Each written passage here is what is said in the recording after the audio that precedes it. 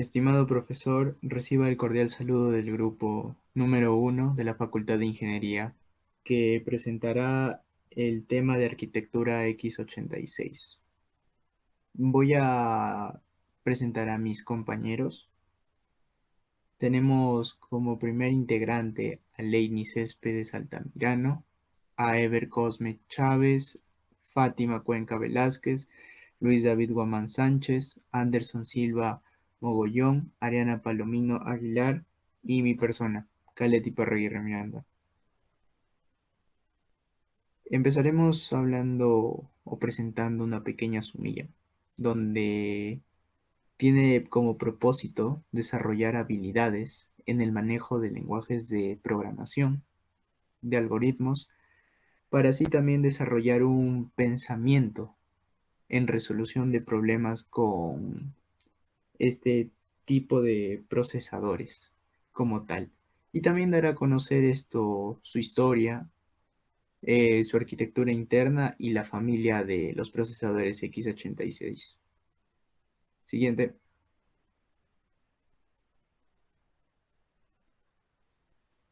También al finalizar la presentación, el participante tiene detallados conocimientos acerca de esta arquitectura x86 y también nociones básicas, arquitectura interna, historia, lenguajes de programación. Empezaré hablando de lo que es la arquitectura x86. Como lo dije anteriormente, es un conjunto de procesadores que da a entender la computación y también es la responsable detrás de la mayoría de sistemas computacionales que conocemos, como puede ser un ejemplo claro el software de Windows 10. Gracias a estos procesadores esto pueden ser una realidad. Aparte que funcionan en el mundo informático, que es el hardware. Y también esto tiene variantes basadas en Intel, que es uno de los primeros productores de estos procesadores, como pueden ser el microprocesador 8086 y también la variante más importante que se dio a finales de los años 70, que era la 8088. Algunos de los contenidos serán la historia, la arquitectura interna, las gamas datasheet, set de instrucciones, lenguajes de programación y ejemplos prácticos.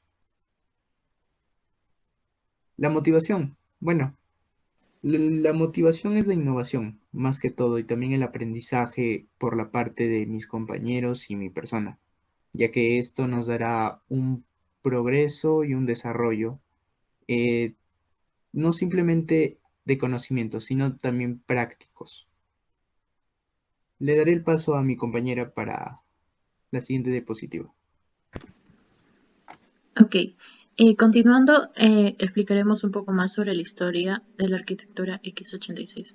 La familia x86 está compuesta por 6 generaciones. Dentro de cada generación hay diferentes modelos que varían en la relación precio, prestaciones y el consumo.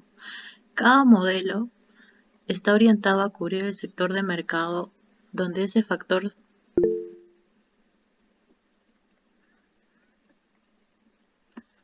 La familia x86 está compuesta por 6 generaciones. Dentro de cada generación hay diferentes modelos que varían en la relación precio, prestaciones y el consumo. Cada modelo está orientado a cubrir el sector de mercado donde ese factor sea crítico. Además, todos son compatibles entre sí. Siguiente diapositiva.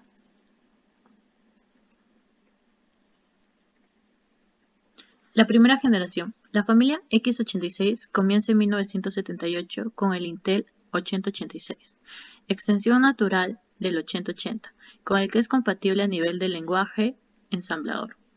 También contiene un empaquetado de doble hilera de 40 pins, un tamaño de palabra de 16 bits, un bus de datos y de direcciones multiplexado. Siguiente diapositiva. La segunda generación, publicada en 1982, el 8286, Fue el heredero natural del 8086, ya que el 8186 estaba más orientado a sistemas empotrados y no era compatible con el IBM PC. Este contenía un empaquetado cuadrado de 68 pins, asimismo añadía algunas instrucciones adicionales. Siguiente diapositiva. La tercera generación, el microprocesador 8386, fue publicado en 1985. Posee una arquitectura IA32 con una extensión de 32 bits de la familia x86. En este microprocesador se añaden nuevos modos de direccionamiento e instrucciones. Además, es multitarea, ya que ejecuta varios programas a la vez. La cuarta generación, el microprocesador 8486, fue publicado en 1989, con más de 1 millón de transistores. El chip incluye por primera vez unidad de coma flotante heredera del Intel 8087. Asimismo, una memoria unificada para datos e instrucciones. El microcontrolador posee un aumento de rendimiento. Siguiente diapositiva. La quinta generación comienza con los Pentium. El microprocesador Pentium salió al mercado en 1993 con una arquitectura superescalar, con un repertorio similar al 8386, ya que contenía pocas instrucciones nuevas. Y continuamos con el aumento de rendimiento. Siguiente diapositiva. El microprocesador Pentium Pro salió al mercado en 1995.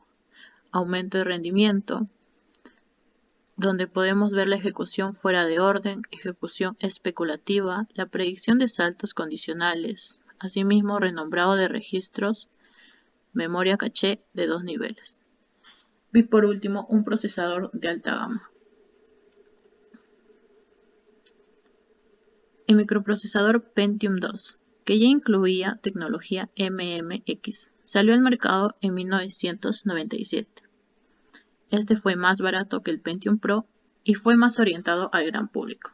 Siguiente diapositiva.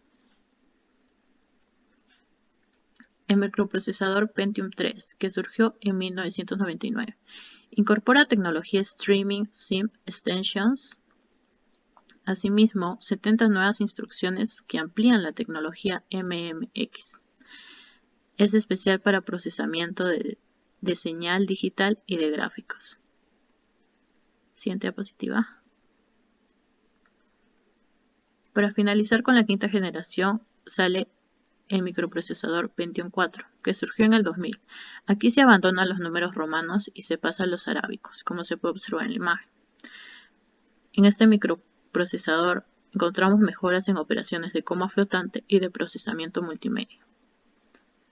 Un nuevo cambio de formato del chip. Asimismo, incorpora la tecnología Streaming Sim Extensions. Siguiente diapositiva. Como último, tenemos a la sexta generación con el microprocesador Intanium, que surgió en el 2001 de la colaboración de Intel y HP. Fue el primer procesador con arquitectura de 64 bits. Aunque es compatible con la familia x86, ejecuta lentamente procesos de 32 bits. Asimismo, posee una memoria caché de 3 niveles. A continuación se hablará un poco más de la arquitectura de un microprocesador. Bien, siguiente.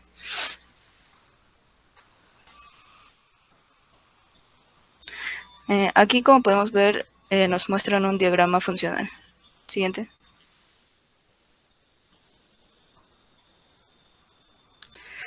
Bien, se clasifican en 3 grupos de acuerdo con sus funciones. El grupo de datos, que es un conjunto de registros aritméticos. El grupo de apuntadores, que es un registro base e índices.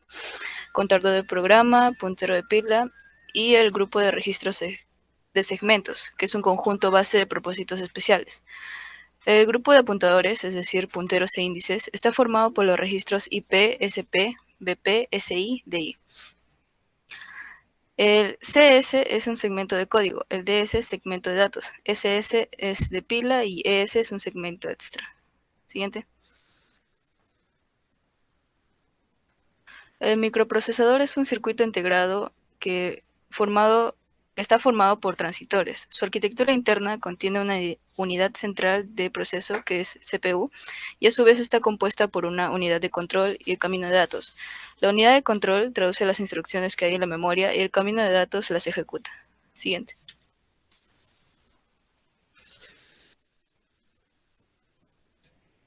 El microcontrolador es un circuito integrado programable que contiene todos los componentes de un procesador.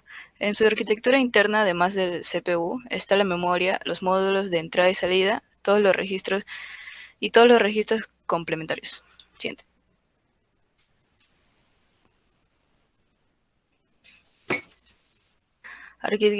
Arquitectura abierta y arquitectura cerrada. El microprocesador forma una arquitectura abierta porque es configurable para el usuario y puede realizar varias tareas. Además, ofrece al sistema los buses de direcciones, datos y control. El microcontrolador forma una arquitectura cerrada porque no es configurable por el usuario. Es decir, es un computador completo y realiza una sola tarea debido a sus prestaciones que son ilimitadas. Siguiente. Señales de reloj. El microprocesador 8086 requiere una única señal de reloj, ya que no genera su propia señal. Es por esto que se necesita la utilización del generador de reloj 8284, que usa un cristal oscilador para determinar la frecuencia de señal. Estas versiones representan las velocidades más altas. Para un rendimiento óptimo, podemos decir que el 8086 requiere una señal de reloj que se mantenga a tensión alta. Siguiente. Modos de direccionamiento. El 8086 tiene 25 modos de direccionamiento o reglas para localizar un operando de una instrucción. La forma en la que se especifica un operando se denomina modo de direccionamiento, un conjunto de reglas para localizar un dato durante la ejecución de una instrucción. Existe gran variedad de direccionamiento que proviene de las múltiples formas de determinar el desplazamiento. Siguiente. Doy paso a mi compañero. Muy bien, a continuación nosotros vamos a hablar acerca de la gama de datasheet que corresponde a la arquitectura x86. El x86-64 cuenta con una dirección multiplexada y un bus de datos que permite la interfaz directa a una variedad de microcontroladores de un solo chip que operan en un modo expandido multiplexado sin la necesidad de circuitos de interfaz adicionales. También está configurado internamente como dos matrices de memoria independientes de 4K por 8, es decir, un bloque de 8, cada uno divididas por 4. También para escribir en el x86-64 es necesario una secuencia de comandos de 3 bytes, el cual debe preceder al byte. Podemos encontrar 8 bloques de 1K por 8 que pueden protegerse contra escritura individualmente en cualquier combinación que requiera el usuario. Como se puede ver en esta imagen del diagrama funcional, encontramos este bloque de 8 compuesta de 1K cada uno. El block protect o el protector de bloque, además de la entrada write control o control de escritura, permite que los diferentes segmentos de memoria tengan diversos grados de alteración con un funcionamiento normal en el sistema. Siguiente, por favor. La operación de escritura de una página permite al controlador escribir de 1 a 32 bytes en el x86-64. El flanco ascendente de DS inicia un temporizador que retrasa el ciclo de programación interno de 100 microsegundos. Por lo tanto, cada operación de escritura sucesiva debe comenzar dentro de los 100 microsegundos del último byte escrito, así como se puede apreciar en esta imagen de referencia. Siguiente, por favor. En la configuración de pin. En esta imagen nosotros podemos apreciar más o menos cómo está compuesta cada uno de las, vamos a llamarlo patitas de conexión que tiene este microcontrolador. Por ejemplo, si nosotros verificamos identificamos o podemos ver en el número 84, el BCC, que tiene que ver con la alimentación, el número 23, el R/W, que tiene que ver con la entrada de lectura y escritura, y también podemos mencionar cada una de ellas para qué está direccionado cada uno de ellos. En la parte inferior donde dice pin name, nosotros podemos observar los símbolos de cada uno que tiene estos pines, y a su costado podemos encontrar la descripción y para qué sirve cada uno de ellos. Siguiente.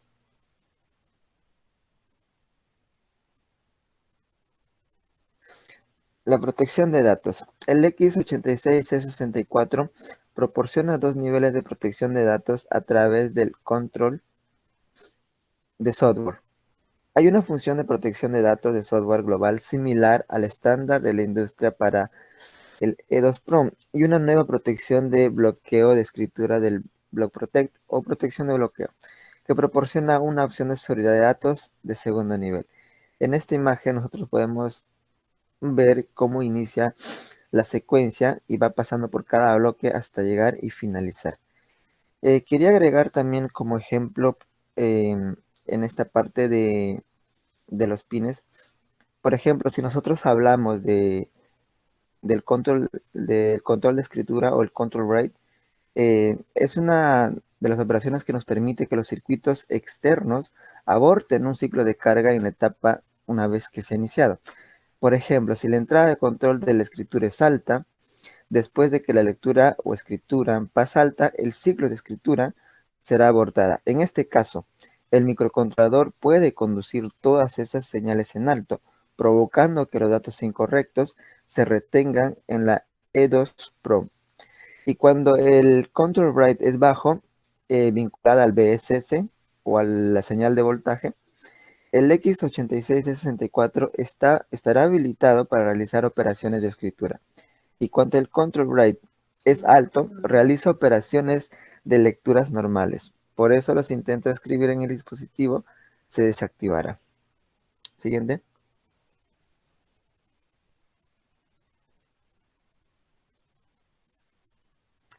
Muy bien, les dejo con mi compañero que va a explicar esta parte.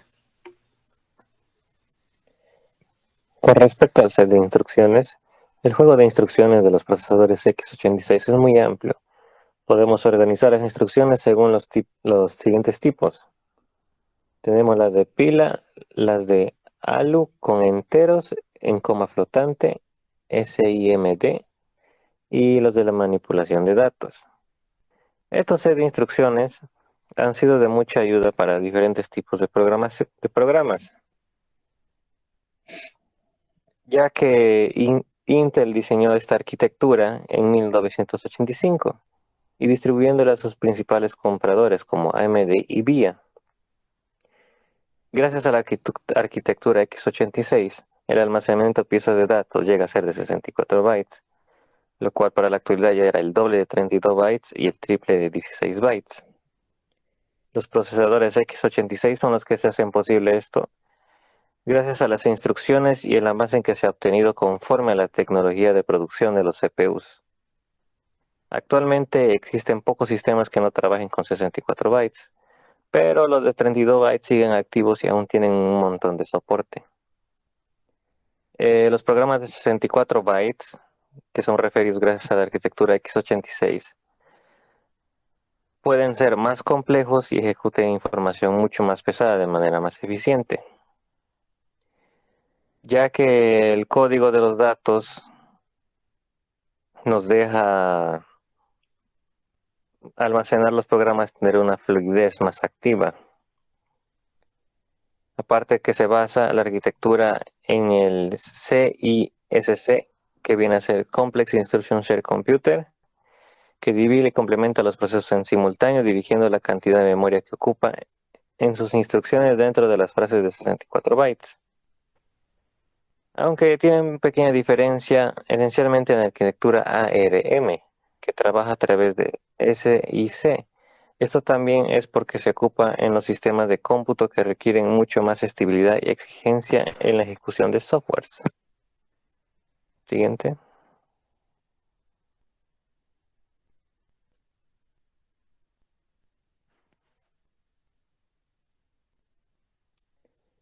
Tipos de instrucciones.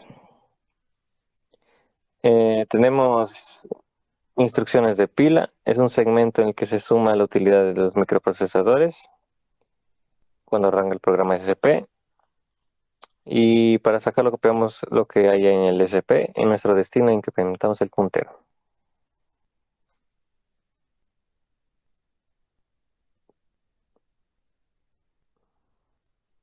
Instrucciones de pila. Hay instrucciones propias en el manejo de pila.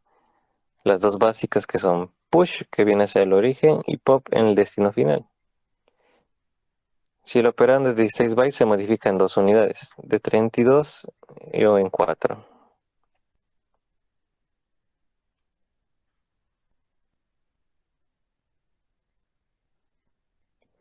Instrucciones de ALU con enteros. El ensamblador x86 incluye instrucciones para la pila basada en unidades de coma flotante. Las operaciones también incluyen instrucciones de conversión en las que se pueden cargar o almacenar el valor desde la memoria, desde los siguientes formatos: entero de 32 bytes o entero de 64 bytes.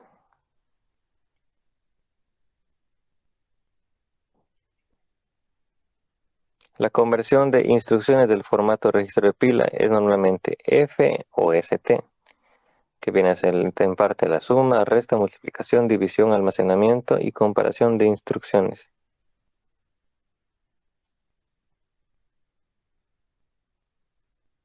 En las instrucciones SIMD, los procesadores x86 modernos tienen instrucciones SIMD que permiten realizar la misma operación en el paralelo sobre diversos valores codificados.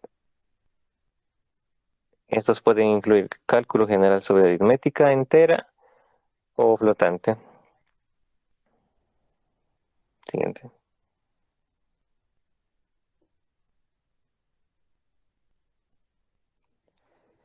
Instrucciones de manipulación de datos. En este modo también incluye direccionamiento complejo para la memoria con un desplazamiento inmediato, un registro y un registro de desplazamiento. En general, los procesadores x86 pueden cargar y usar la memoria ajustada al tamaño de cualquier registro sobre el que se está operando.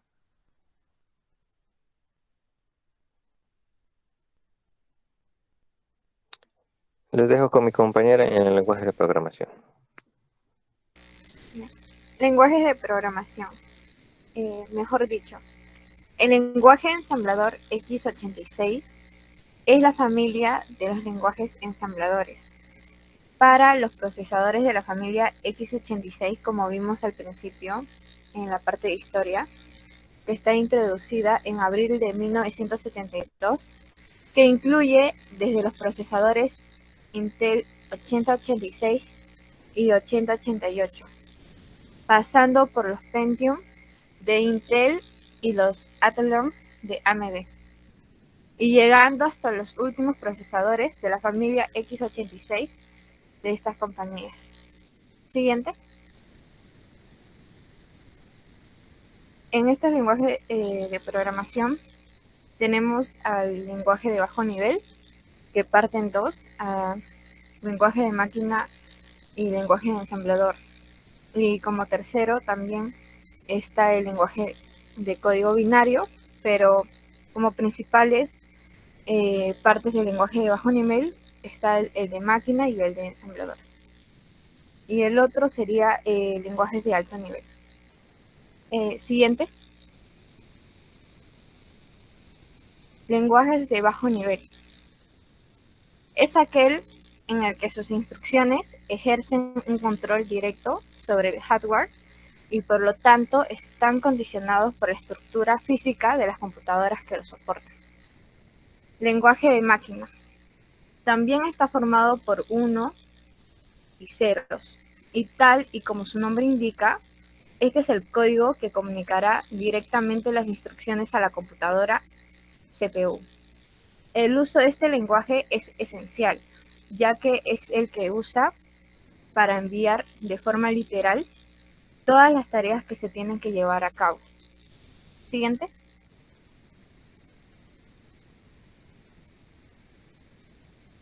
Siguiente.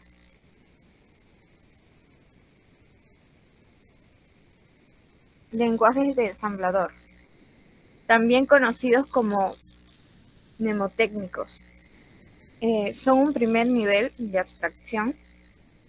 Estos códigos requieren de alguna herramienta como un compilador para traducirlos al lenguaje de máquina de manera que el CPU pueda ejecutarlos. Estos no son programas ejecutables directamente por el ordenador. Siguiente. Lenguajes de alto nivel.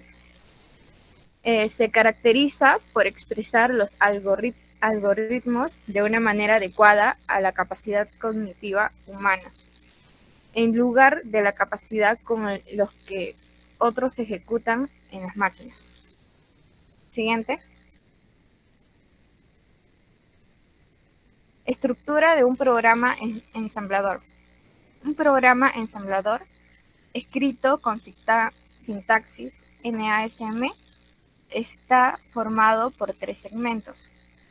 El datos inicializados, que es el punto data, y BSS, que es para datos no inicializados, y punto text para el código.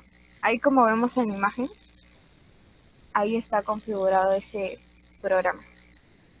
La sección de .bss no es necesario si inician todas las variables que se declaran en la sección .data. La sección .text permite definir variables y por lo tanto prescinde la sección .data, aunque no es recomendable. Es la única sección realmente obligatoria en todo programa. Siguiente.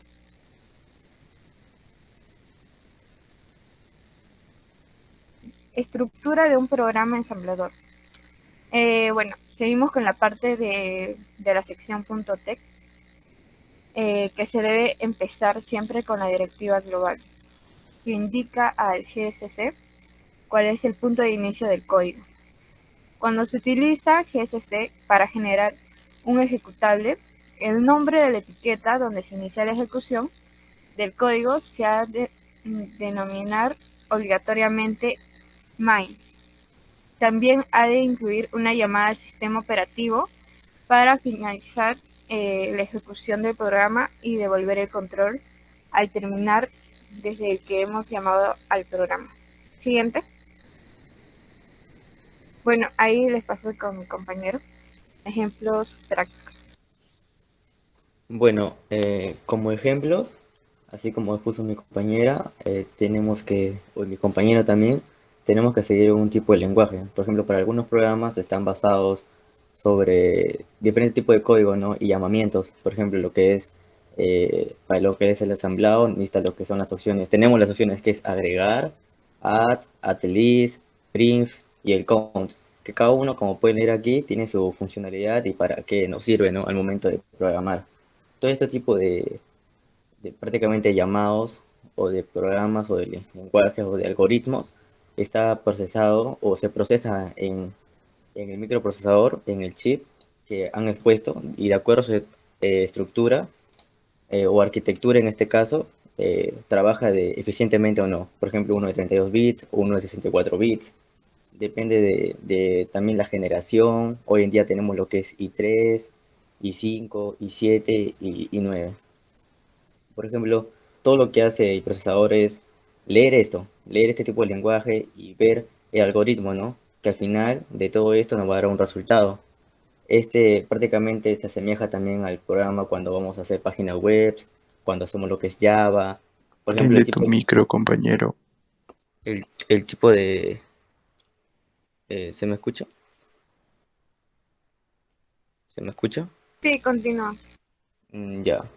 Entonces, todo eso es lo que vemos, ¿no? Todo eso es lo que hace la arquitectura del procesador, ejecutar esto y verlo y trabajarlo de una manera eficiente.